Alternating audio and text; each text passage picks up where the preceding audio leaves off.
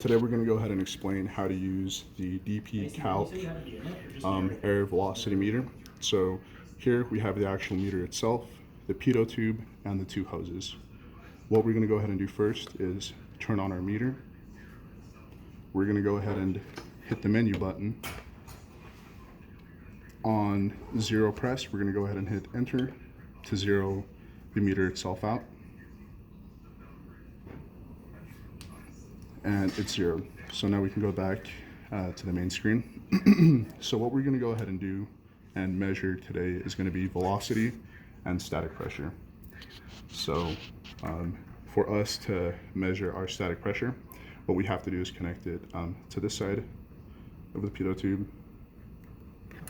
And then on the meter itself, what we have to do is connect it to the negative side.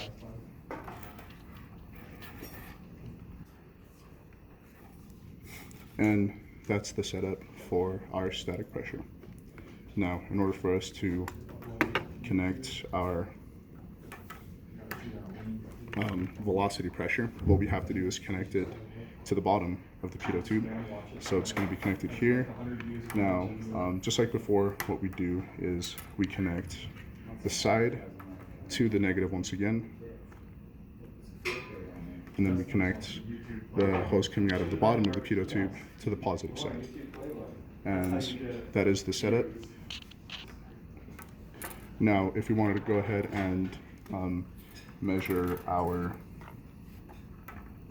total pressure, what we have to do is leave it connected simply to the bottom of the pitot tube.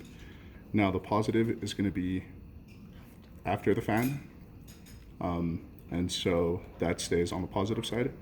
Before the fan, what we're going to go on ahead and do is connect it to the negative and still leave this connected like that to the pitot tube. You count down. Should I turn it on? Awesome. So right now we're going to measure static pressure. So we have a 6-inch diameter pipe here. I've gone ahead and put tape on here. It's 3 inches down, and that's going to give us our center line as right smack dab in the middle of this pipe. Go ahead and turn it on, will ya? So one of the pros about this is you can hit the middle button as you're sampling, and it'll take an average of your static pressure. So 4.37. That's our static pressure right there. Sweet. Now that should be a negative 4.37 there for static pressure. Now we're going to measure our velocity pressure. So let's go ahead and measure this sucker right here. So our velocity pressure for this system right here, I'm going to take the average right here.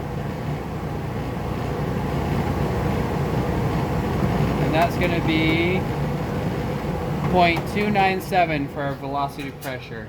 So velocity and static, that's how you measure velocity and static pressure.